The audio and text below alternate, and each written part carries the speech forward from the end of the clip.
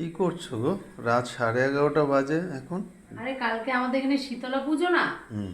ওই জন্য একটু ডালের বড়া করে রাখছি, কালকে তো পান্তা খাওয়া হবে। ও, আলু ভাজা করলাম ওইদিকে, হুম। আর এই যে এই ডালের বড়া করছি। দেখো ডালের বড়াগুলো কি সুন্দর হয়েছে, এখানে দেখো পুরো একদম না সফট সফট, পুরো ফুলুরির মতো একদম। এই দেখো হেবি পুরো সুন্দর সফট তো। হয়েছে, মানে ভেতরটা মনে হচ্ছে পুরো ফাঁপা, আর তেলটাও পুরো শুষে নিয়েছে। দেখো একদম শুকনো শুকনো লাগছে। হুম, এই সুন্দর লাগছে। আলু ভাজাটা কই? এই যে ও, আচ্ছা। আরও পটল ভাজা অন্য কিছু করে রাখতাম, ওই ছেলেরা কিছু খেতেই চায় না, ওই আলু ভাজা করেছি আর এই বড়া, ব্যাস। আর বড় ছেলে তো এই মানে ইসের বড়া, এই ডালের বড়া ভীষণ ভালোবাসে। এখনই খেয়ে নিয়েছি 3-4টে।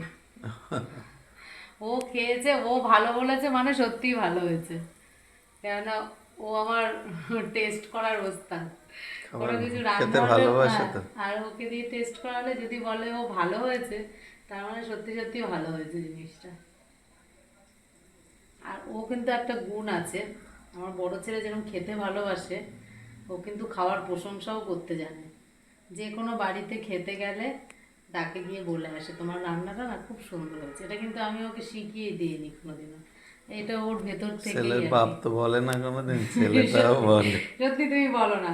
তুমি যেমন খাবার কিছু খেতেও চাও না, আবার খেয়ে ভালোও বলো না যে ভালো হয়েছে বা কিছু।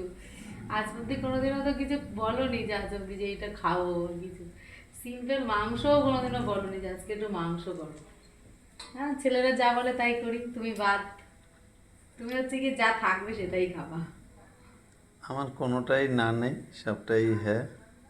তাও এটা মানুষ আনা যদি একটু একবার। বলে আজকে একটু এইটা রান্না করো, আজকে এত বছরের মধ্যে আমি কোনোদিন শুনলাম না যে আজকে এই জিনিসটা রান্না করো। আমি রান্না করতে ভালোবাসি, আর আমার বর কোনোদিনও আমাকে কিছু বলে না যে এইটা আজকে একটু রান্না করো তো খাবো।